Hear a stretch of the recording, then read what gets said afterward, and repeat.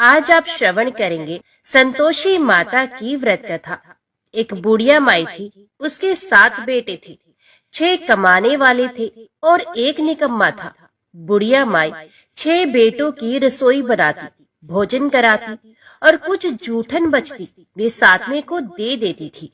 परंतु वे बड़ा भोला भाला था, मन में कुछ विचार नहीं करता था।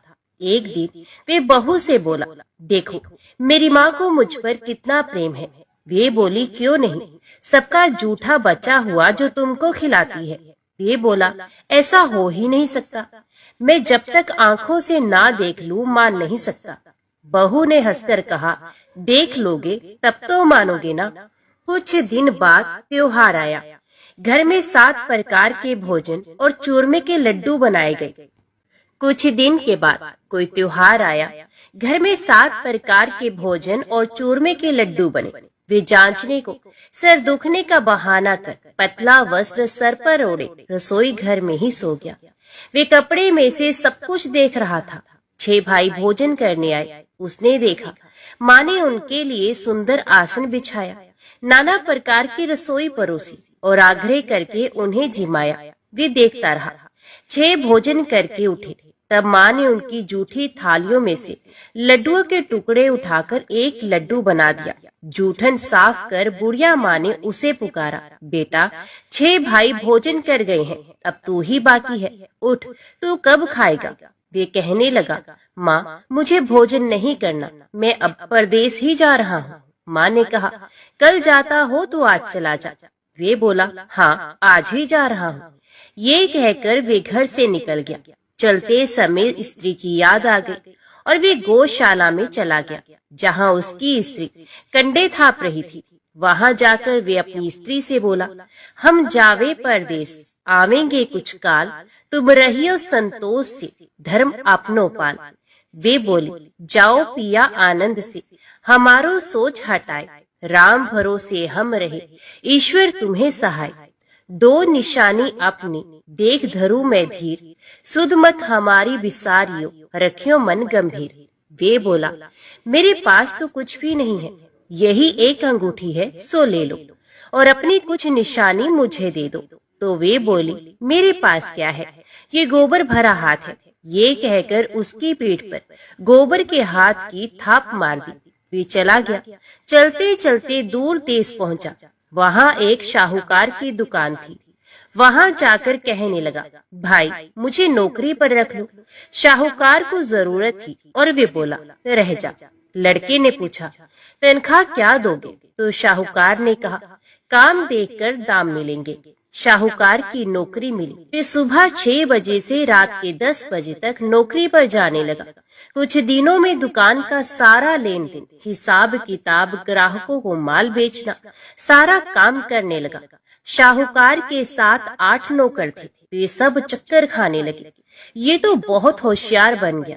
सेठ ने भी काम देखा और 3 महीने में ही उसे आधे मुनाफे का हिस्सेदार भी बना लिया। वे कुछ वर्ष में ही नामी सेठ बन गया और मालिक सारा कारोबार उस पर छोड़कर चला गया। अब बहू पर क्या बीती वो सुनो। सास ससुर उसे दुख देने लगे। सारी गृहस्थी का काम करा के उसे लकड़ी लेने जंगल में भेजते। इस बीच घर के आटे से जो भूसी निकलती उसकी रोटी बनाकर रख दी जाती और फूटे नारियल की नारेली में पानी। इस तरह दिन बीतते रहे। एक दिन वे लकड़ी लेने जा रही थी। रास्ते में बहुत सी स्त्रियां संतोषी माता का व्रत करती हुई दिखाई दी। वे वहां खड़ी होकर कथा सुनने लगी और उनसे पूछने लगी, हे बहनों, तुम किस देवता का व्रत करती हो और उसके करने से क्या फल मिलता है? इस व्रत को करने की क्या विधि है?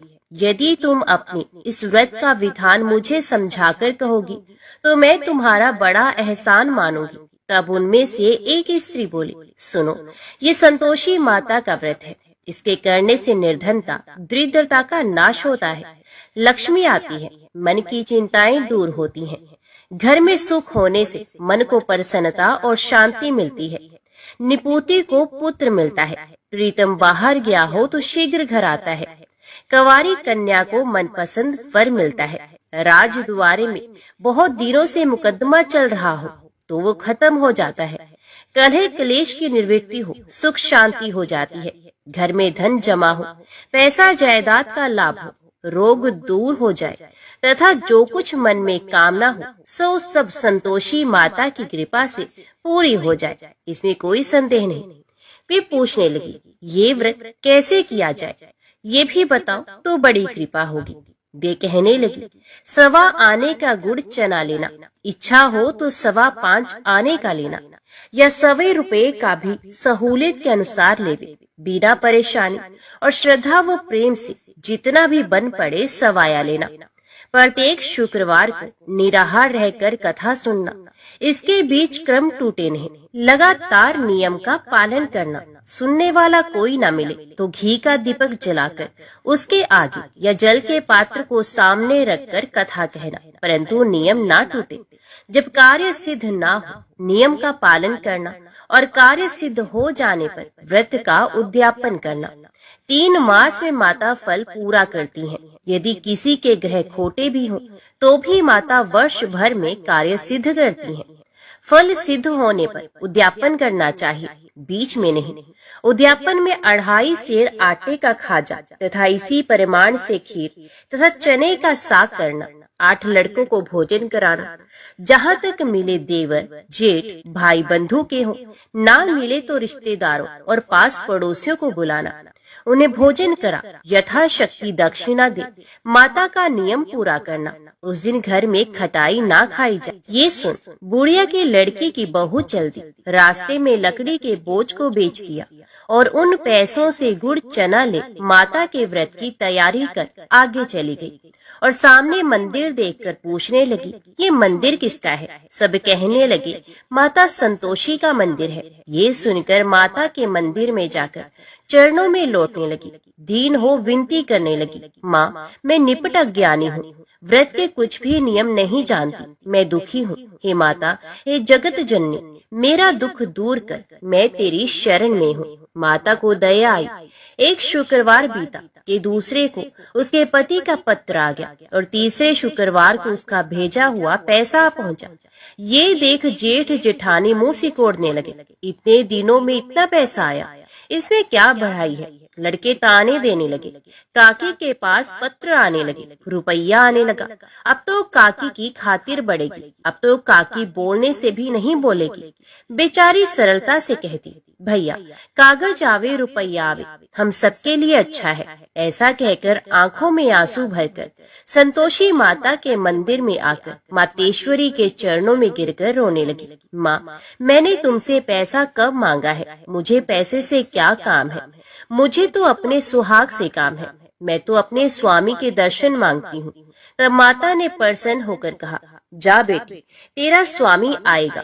ये सुनकर खुशी से बावली होकर घर में जाकर काम करने लगी। अब संतोषी माँ विचार करने लगी, इस भोली पुत्री को मैंने कह तो दिया कि तेरा पति आएगा, पर कैसे? वे तो इसे स्वप्न में भी याद नहीं करता। उसे याद दिलाने के लिए मुझे ही कुछ करना होगा, मुझे ही जाना पड़ेगा।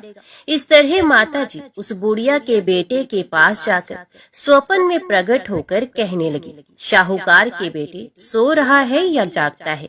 वे कहने लगा, माता सोता भी हूँ, जागता भी नहीं हूँ, कहो क्या आज्ञा है?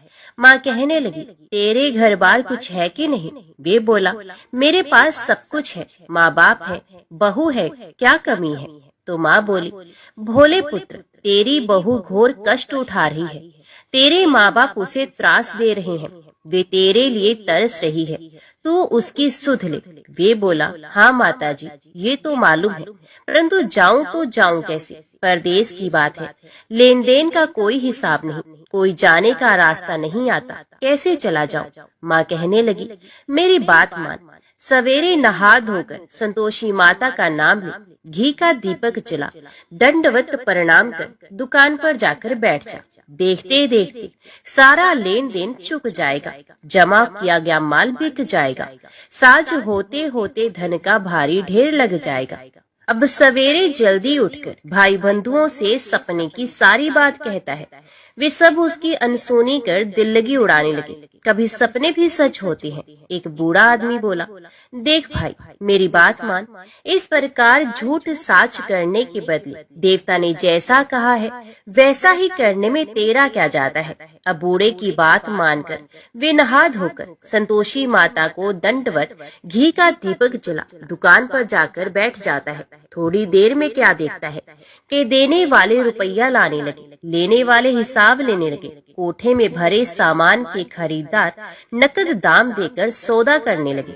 शाम तक धन का भारी ढेर लग गया। मन में माता का नाम ले चमत्कार देख प्रसन्न हो घर ले जाने के वास्ते गहने कपड़ा सामान खरीदने लगा।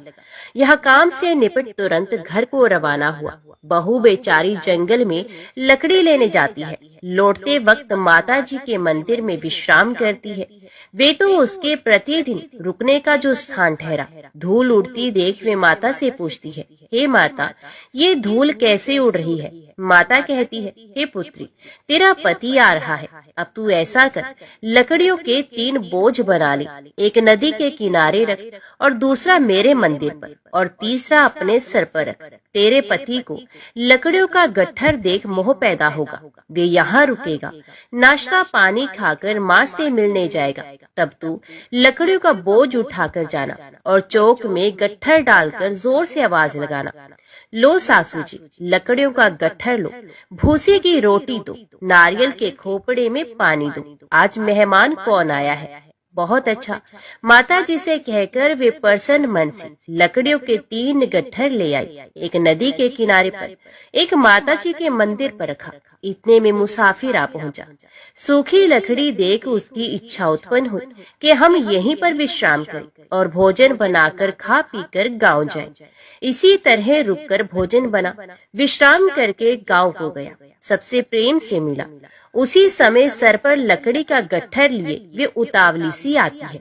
लकड़ियों का भारी बोझ आंगन में डालकर जोर से 3 आवाज देती है, लो सासू जी, लकड़ियों का गट्ठर लो, भूसे की रोटी दो, आज मेहमान कौन आया है? ये सुनकर उसकी सास बाहर आकर अपने दिए हुए कष्टों को भुलाने हेतु कहती है, बहू, ऐसा क्यों कहती है? तेरा मालिक ही तो आया है। आ बैठ, मीठा भात खा, भोजन कर, कपड़े गहने पहन। उसकी आवाज सुनकर उसका पति बाहर आता है। अंगूठी देखकर व्याकुल हो जाता है। माँ से पूछता है, माँ, ये कौन है? तो माँ कहती है, बेटा, ये तेरी बहू है। आज 12 वर्ष हो गए जब से तू गया है। तब से सारे गांव में जानवर की तरह भटकती रहती है। घर का काम काज कुछ करती नहीं, 4 पहर आकर खा जाती है। अब तुझे देखकर भूसी की रोटी और नारियल के खोपड़े में पानी मांगती है। वे लज्जित होकर बोला, ठीक है माँ, मैंने इसे भी देखा और तुम्हें भी देखा। अब दूसरे घर की ताली दो, उसमें रहूंगा। अब माँ बोली, ठीक है बेटा, जैसी तेरी मर्जी हो सो कर। ये कहे ताली का गुच्छा पटक दिया। उसने ताली लेकर दूसरे मकान की 3री मंजिल का कमरा खोल सारा सामान जमाया। एक दिन में राजा के महल जैसा ठाट बाट बन गया। अब क्या था, बहुत सुख भोगने लगे। इतने में शुक्रवार आया। उसने अपने पति से कहा, मुझे संतोषी माता के व्रत का उद्यापन करना है। उसका पति बोला, अच्छा, खुशी से कर लो।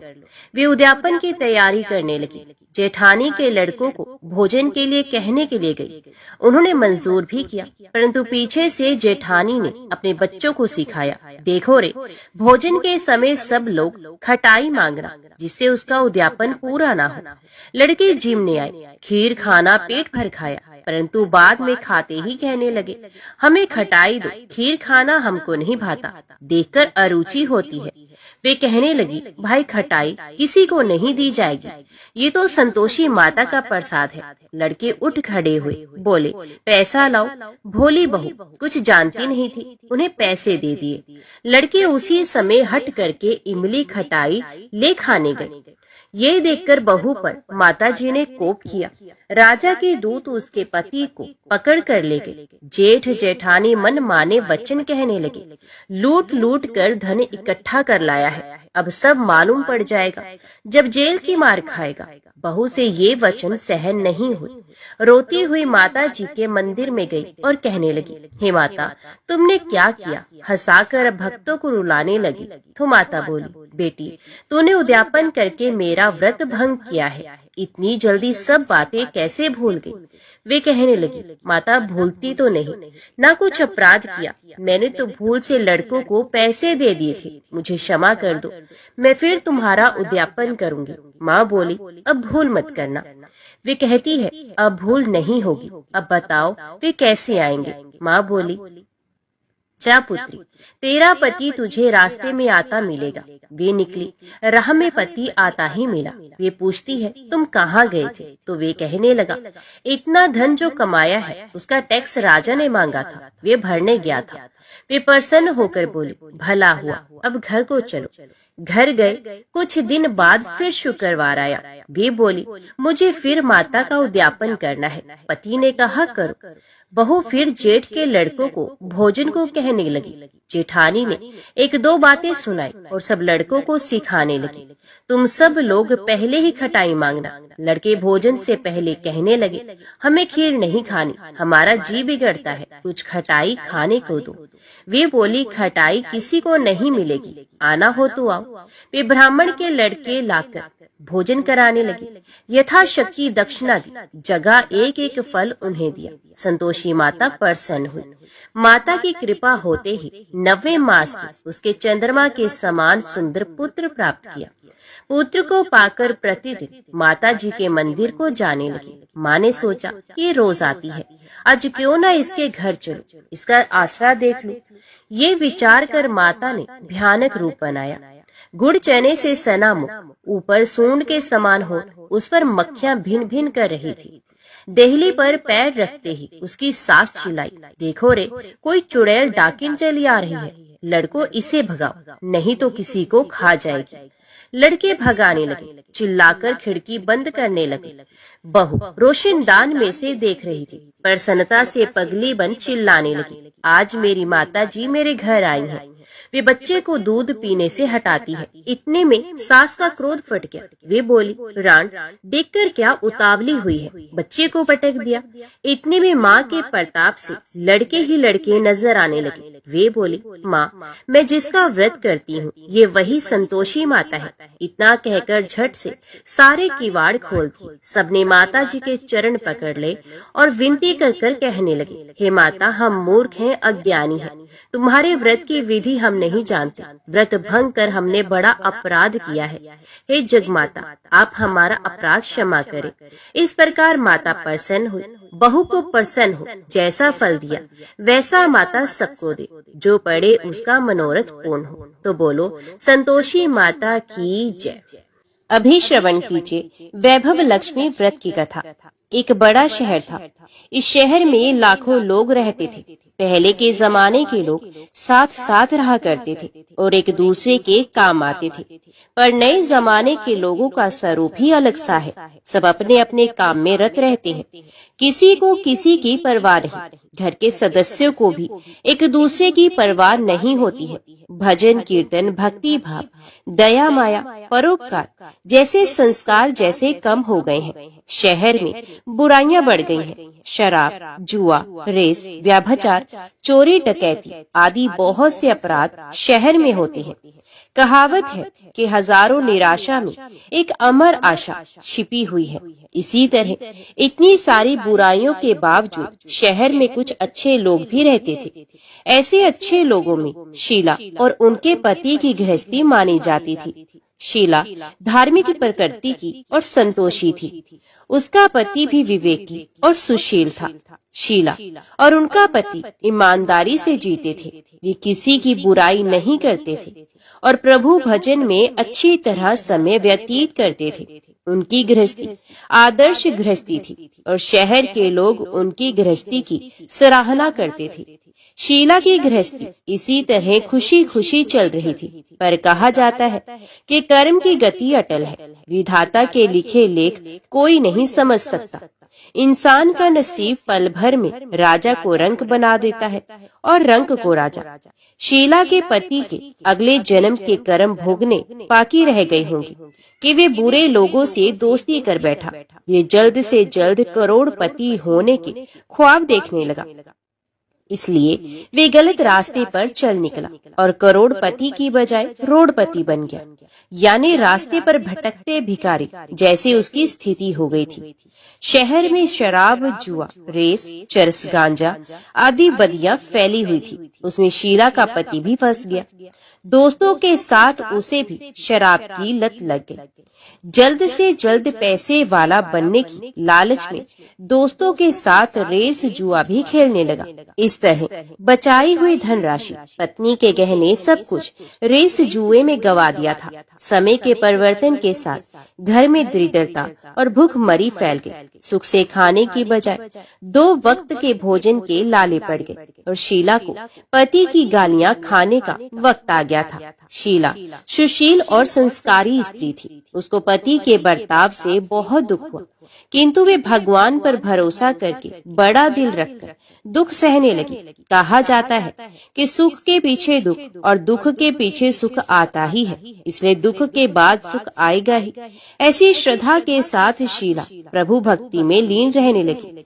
इस तरह शीला असहनीय दुख सहते सहते प्रभु भक्ति में वक्त बिताने लगी। अचानक एक दिन दोपहर में उनके द्वार पर किसी ने दस्तक दी। शीला सोच में पड़ गई कि मुझ जैसे गरीब के घर इस वक्त कौन आया होगा।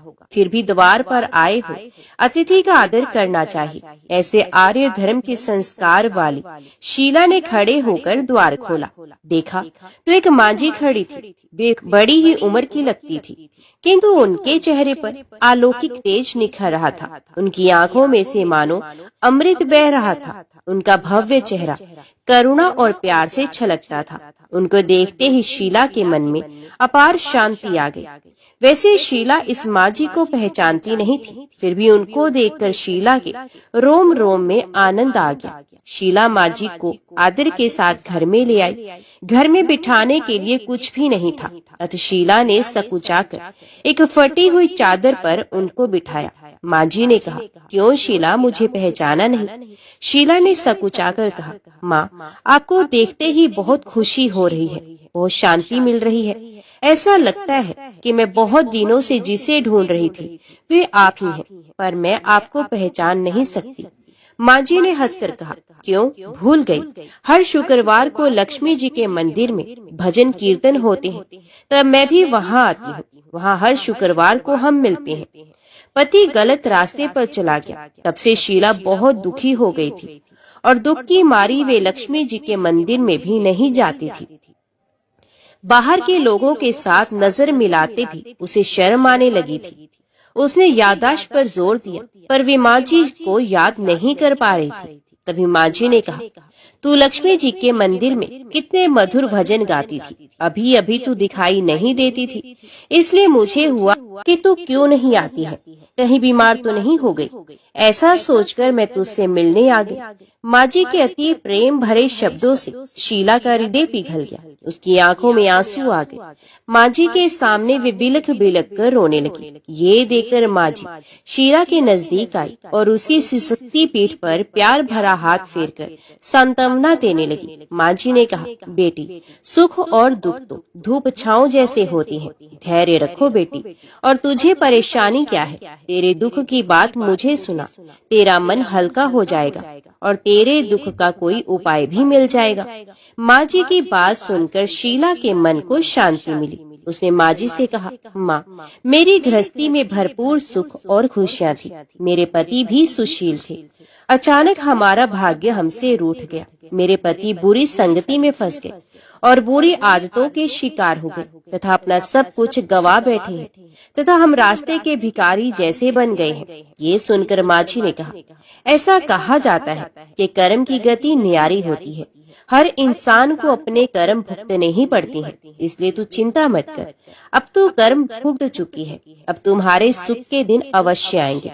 तू तो माँ लक्ष्मी जी की भक्त है। माँ लक्ष्मी जी तो प्रेम और करुणा की अवतार है। ये अपने भक्तों पर हमेशा ममता रखती हैं, इसलिए तू धैर्य रखकर माँ लक्ष्मी जी का व्रत कर, इससे सब कुछ ठीक हो जाएगा। माँ लक्ष्मी जी का व्रत करने की बात सुनकर शीला के चेहरे पर चमक आ गई। उसने पूछा, माँ लक्ष्मी जी का व्रत कैसे किया जाता है? वे मुझे समझाइए, मैं ये व्रत अवश्य करूंगी। माँ जी ने कहा, बेटी माँ लक्ष्मी जी का व्रत बहुत सरल है। उसे वरद लक्ष्मी व्रत या वैभव लक्ष्मी व्रत भी कहा जाता है। ये व्रत करने वाले की सब मनोकामना पूर्ण होती हैं। वे सुख संपत्ति और यश प्राप्त करता है।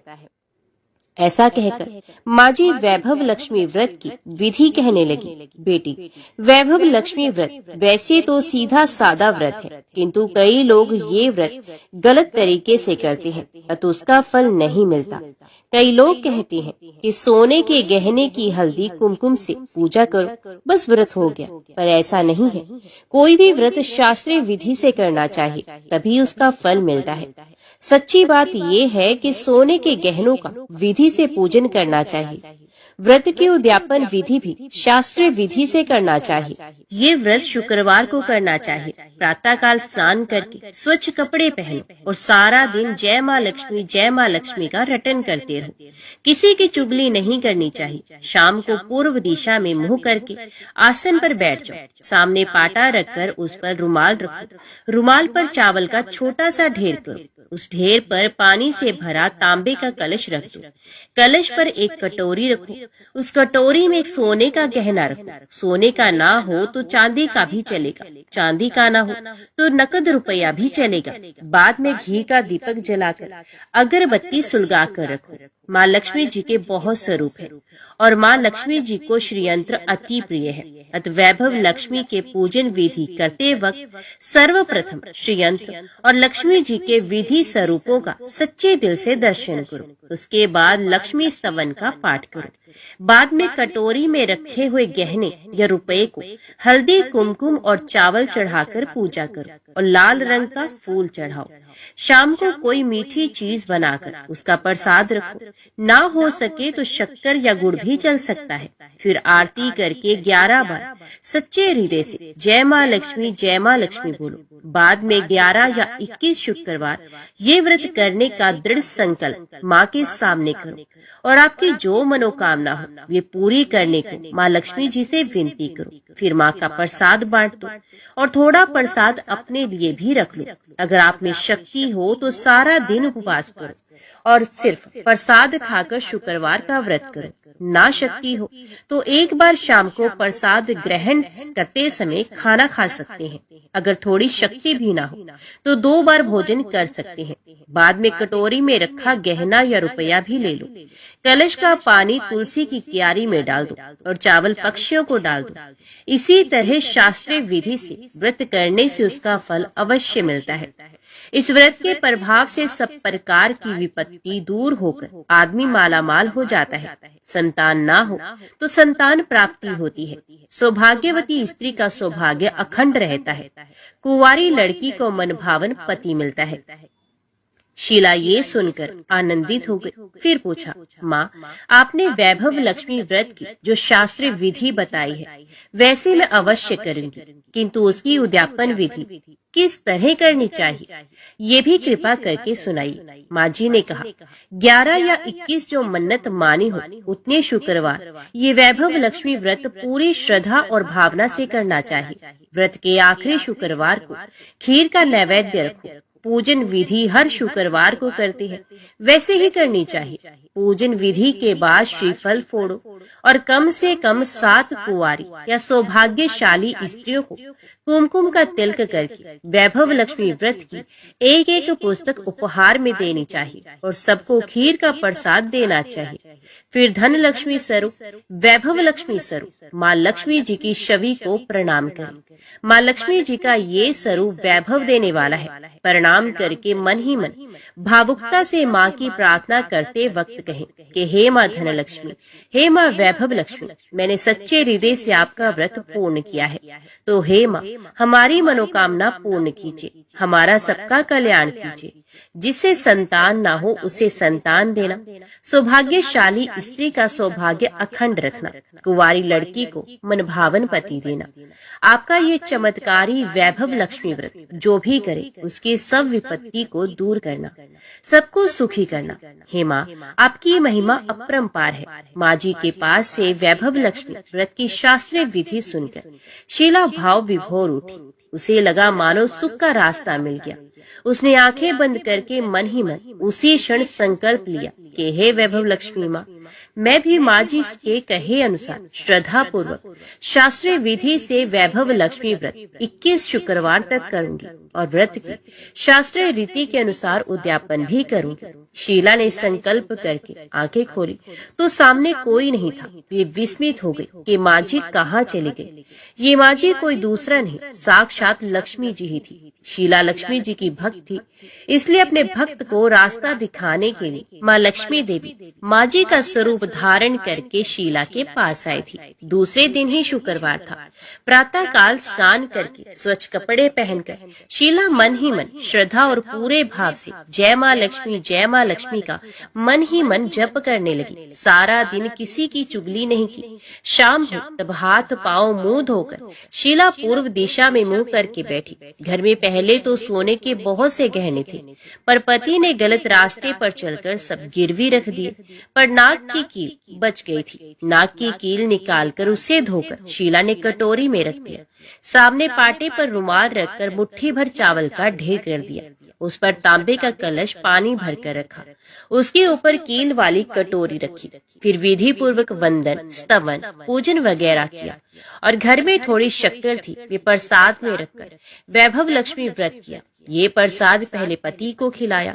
प्रसाद खाते ही पति के स्वभाव में फर्क पड़ गया। उस दिन उसने शीला को नहीं मारा, सताया भी नहीं। शीला को बहुत आनंद हुआ। उसके मन में वैभव लक्ष्मी व्रत के लिए श्रद्धा और भी बढ़ गई। शीला ने पूर्ण श्रद्धा भक्ति से 21 शुक्रवार तक व्रत किया। 21वें शुक्रवार को विधि पूर्वक उद्यापन विधि करके 7 स्त्रियों को वैभव लक्ष्मी व्रत की 7 पुस्तकें उपहार में दी। फिर माता जी के धन लक्ष्मी स्वरूप की छवि को वंदन करके भाव से मन ही मन प्रार्थना करने लगी। हे माँ धन लक्ष्मी, मैंने आपका वैभव लक्ष्मी व्रत करने की जो मन्नत मानी थी वे व्रत आज पूर्ण किया है।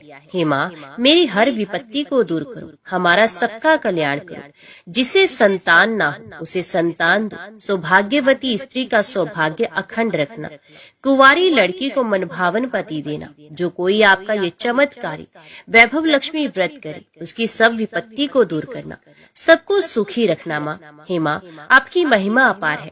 ऐसा बोलकर लक्ष्मी जी के धन लक्ष्मी स्वरूप की छवि को प्रणाम किया। इस तरह शास्त्रीय विधि से शीला ने श्रद्धा से व्रत किया और तुरंत ही उसे फल मिला।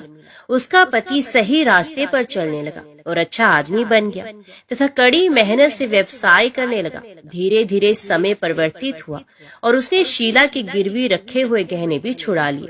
घर में धन की बाढ़ सी आ गई। घर में पहले जैसे सुख शांति छा गई।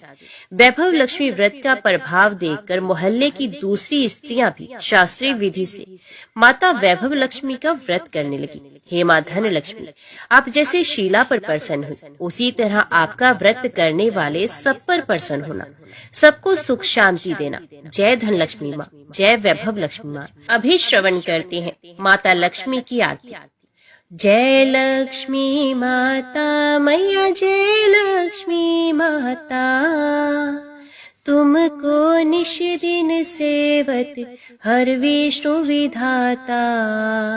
ओम जय लक्ष्मी माता, उमा रमा ब्रह्माणी तुम ही जग माता, सूर्य चंद्रमा ध्यावत नारद ऋषि गाता, ओम जय लक्ष्मी माता। दुर्गा रूप निरंजन सुख संपत्ति दाता, जो कोई तुमको ध्याता रिद्धि सिद्धि धन पाता, ओम जय लक्ष्मी माता। तुम पाताल निवासिनी तुम ही शुभ दाता, कर्म पर भाव पर काशिनी भवनिधि की त्राता, ओम जय लक्ष्मी माता।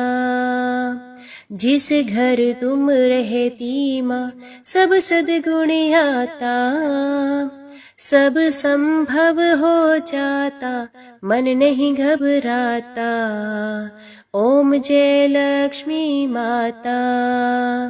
तुम बिन यज्ञ न होते वस्त्र न कोई पाता, खान पान का वैभव सब तुमसे आता, ओम जय लक्ष्मी माता। शुभ गुण मंदिर सुंदर शिरोदधि जाता, रतन चतुर्दश तुम बिन कोई नहीं पाता, ओम जय लक्ष्मी माता।